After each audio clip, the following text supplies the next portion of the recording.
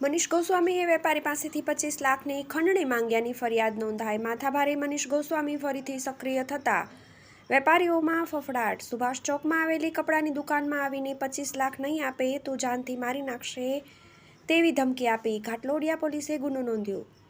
વેપારીઓ અને બિલ્ડરોને ધમકાવીને ખંડણી માંગીને આતંક ફેલાવનાર મનીષ ગોસ્વામી ફરીથી સક્રિય થતા વેપારીઓમાં ફફડાટ જોવા મળ્યો છે. મેમનગર સુભાષ ચોકમાં વેસ્ટર્ન વેરની દુકાન ધરાવતા વેપારી દુકાનમાં આવીને મુંબઈ ખાતે રહેતા વેપારીના પુત્ર પાસેથી 25 લાખની ખંડણી માંગીને જાનથી મારી નાખવાની ધમકી આપી હોવાની ફરિયાદ ઘાટલોડિયા પોલીસ મથકે નોંધાવી છે.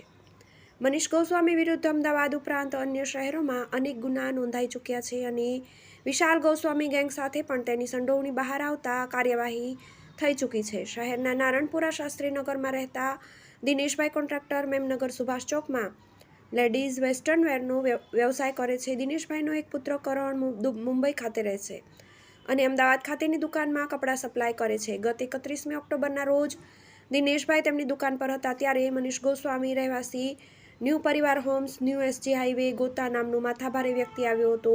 તેણે દિનેશભાઈને ધમકી આપી હતી કે તારા પુત્ર કરણ પાસેથી મારે 25 લાખ લેવાના નીકળે છે, જો નહીં આપે તો જાનથી મારી નાખીશ. જોકે કરણને આ અંગે પૂછતા તેણે દિનેશભાઈને જણાવ્યું હતું કે તેને મનીષ ગોસ્વામી સાથે કોઈ નાણાકીય લેવડ દેવડ નથી.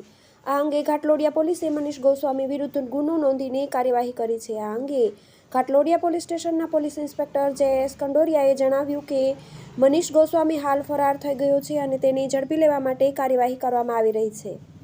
આ અગાઉ પણ તેના વિરુદ્ધ ખંડણી, મારામારી સહિતના અનેક ગંભીર ગુનાઓ નોંધાઈ ચૂક્યા છે. TV18 news, Ahmedabad.